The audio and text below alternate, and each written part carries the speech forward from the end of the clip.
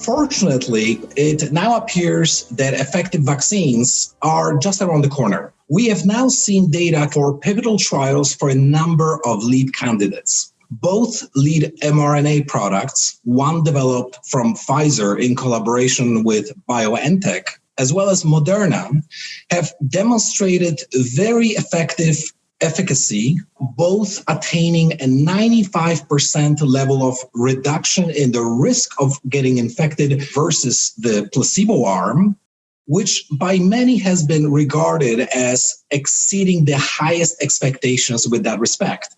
Both products thus far appear to be safe, and both companies will be filing for regulatory approvals or have done so with the expected entry into the market in most developed countries before the end of 2020. However, for both products, we do have to focus on the limitations of these studies. Number one, we have witnessed efficacy with only a few months of follow-up, and the amount of safety data is thus far limited to 2 months following the vaccination.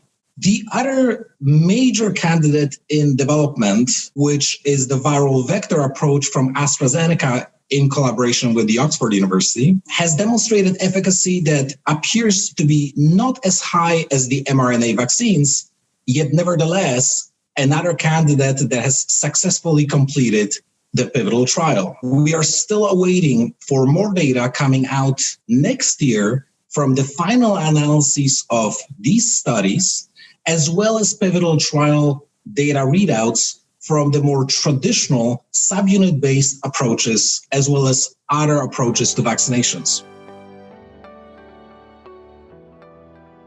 Regulatory agencies all over the world will most likely grant an expedited approval. However, given the fact that the data from these studies is relatively limited, the initial rollout of these vaccines will be in the high-risk populations only. The broad-based vaccinations that will impact the larger populations in key developed markets are more likely to be deployed in the middle of next year.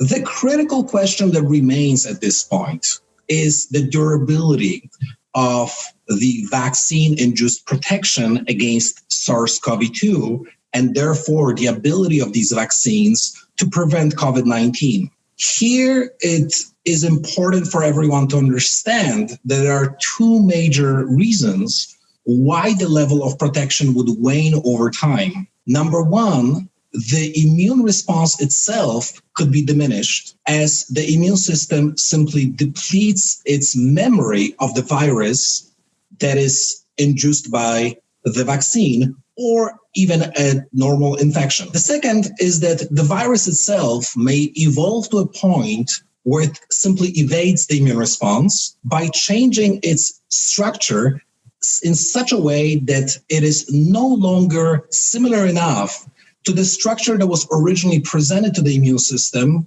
by the vaccine. The best available data at this point is somewhat reassuring with respect to both of these major issues. Number one, it appears, looking at the levels of immunity from individuals that have been infected with COVID-19, it appears that that level of immunity, specifically the memory component of it, is maintained for a relatively extended period of time. The best guess is that at least a 1 or 2 year period of time should be expected to have sustained level of immunity following the vaccination, with possibility of that period of time being significantly extended. The second reassuring element is the actual viral evolution.